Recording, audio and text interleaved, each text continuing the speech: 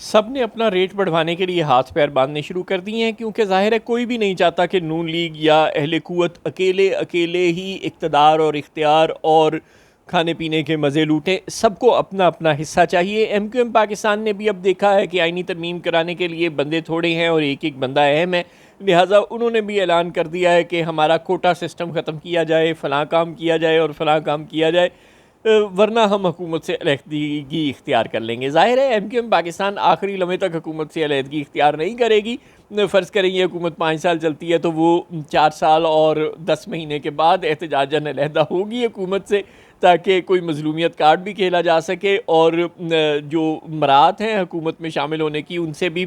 پورا وقت پوری طرح سے محظوظ ہوا جا سکے. اور اگر اس حکومت نے 2 سال چلنا ہے تو ایم کیو ایم پاکستان پوری کوشش کرے گی کہ 22 ماہ تو حکومت کے ساتھ اٹیچ رہے. علیحدہ ہونے کا تو کوئی سوال نہیں ہے، لیکن یہ ریٹ بڑھوانے کا وقت ہے. جو حکومت نے آئینی ترمیم کرنی ہے، اسٹیبلشمنٹ نے بھی آئینی ترمیم کرانی ہے، اپنی مرضی کا چیف جسٹس، اپنی مرضی کی آئینی عدالت لگانی ہے، لہٰذا اب ایم کیو ایم پاکستان کی ضرورت ہے. ظاہر ہے انہیں تو ایم کیو ایم کے تو ان کی اتحادی ہے، انہیں تو اپوزیشن کے بھی بندے توڑنے کی ضرورت ہے، تو ایم کیو ایم کی تو ضرورت ہے ہی ہے. اس لیے ایم کیو ایم نے اپنا ریٹ بڑھوانا شروع کر دیا ہے. اب سوال بہت سادہ ہے کہ کیا مولانا فضل الرحمان اور پی ٹی آئی کی ایم این ایز بھی ایم کیو ایم کو فالو کریں گے کہ نہیں؟ اگر تو جے یو آئی اور پی ٹی آئی المعروف سنی اتحاد کونسل کے بھی چند اراکین نے ایم کیو ایم کی طرح اپنا اپنا ریٹ بڑھوا لیا، یعنی اپنے اپنے کچھ مطالبات اسٹیبلشمنٹ اور نون لیگ کے سامنے رکھ کر ان مطالبات کے پورے ہونے یا پورا ہونے کے وعدے کے عوض حکومت کو ترمیم دینے پر راضی ہو گئے، جو کہ پاکستان کی تاریخ بتاتی ہے کہ ایسا ہی ہوا کرتا ہے. تو پھر تو سمجھیں کہ قاضی صاحب اگلے 3 سال کے لیے آ گئے، اور پھر تو سمجھیں کہ کانسٹیٹیوشنل کورٹ بھی بن گئی، اور پھر تو سمجھیں کہ تمام جو پی ٹی آئی سے متعلق کیسز ہیں، جو آئینی ترامیم سے متعلق کیسز ہیں، جو ایسی ترامیم منظور کرانے سے متعلق کیسز ہیں جن کا حکومت کو فائدہ ہو اور پی ٹی آئی کو نقصان ہو، اور ایسی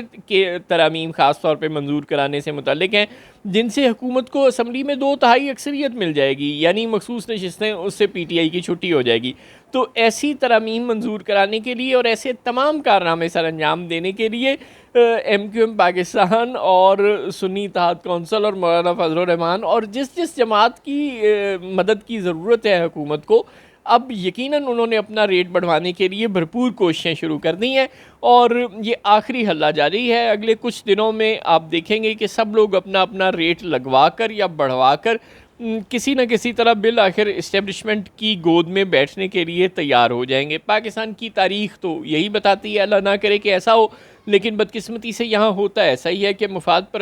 پرست آپس میں مل جاتے ہیں اور ایک دوسرے کے مفادات کو پروٹیکٹ کر لیتے ہیں، اور عوام اور عوامی مفادات جائیں بھاڑ میں. وہ جو مولانا فضل الرحمان کہہ رہے ہیں کہ عوام کے مفاد کے لیے ترمیم کریں گے اور افراد کے مفاد کے لیے ترمیم نہیں کریں گے. ایم کیو ایم پاکستان نے تو اپنا ریٹ بڑھوانے کی کوشش شروع کر کے بتا دیا ہے کہ